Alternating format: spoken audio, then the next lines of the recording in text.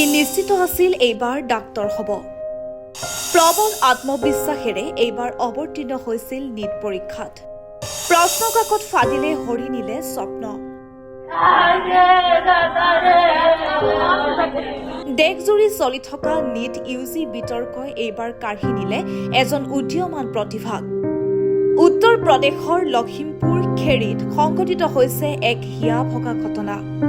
পৰীক্ষাৰ খেলিমেলি আৰু প্ৰশ্নকাকত ফাদিলৰ মানসিক যন্ত্ৰণা সহিব নোৱাৰি অকাল মৃত্যুক সাৱটি ললে 21 বছৰীয়া ঋত্বিক মিশ্ৰই। তৃতীয়বাৰৰ প্ৰচেষ্টাত সফল হোৱাৰ সপোন দেখা যুৱকজনৰ এই চৰম সিদ্ধান্ত এতিয়া ব্যৱস্থাটোৰ ওপৰত এক ডাঙৰ প্ৰশ্নচিহ্ন থিয় কৰিছে। পৰীক্ষা যথেষ্ট ভাল হৈছিল। এইবাৰ মেডিকেলত চিট পাব বুলি আত্মবিশ্বাসী আছিল ঋত্বিক। কিন্তু হঠাৎ বিনামেঘে বজ্ৰপাত পৰাৰ দৰে খবৰ আহিল। প্ৰশ্নকাকত ফাদিলৰ বাবে বাতিল কৰা হৈছে পৰীক্ষা। এই এটা বাতৰিয়ে ঋত্বিকৰ পৃথিৱীখন উলট পালট কৰি দিলে। পৰিয়ালৰ মতে পুনৰ পৰীক্ষা দিবলগীয়া হোৱাৰ মানসিক বোজা ঋত্বিকে ল'ব পৰা নাছিল।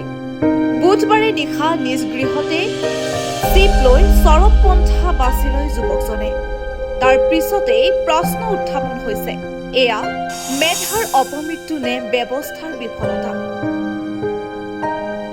ঋত্বিকৰ এই চৰম পদক্ষেপে পুনৰবাৰ আঙুলিয়াই দিছে আমাৰ শিক্ষা ব্যৱস্থাৰ ফোঁপোলা স্বৰূপটোক। Bureau report, People's TV.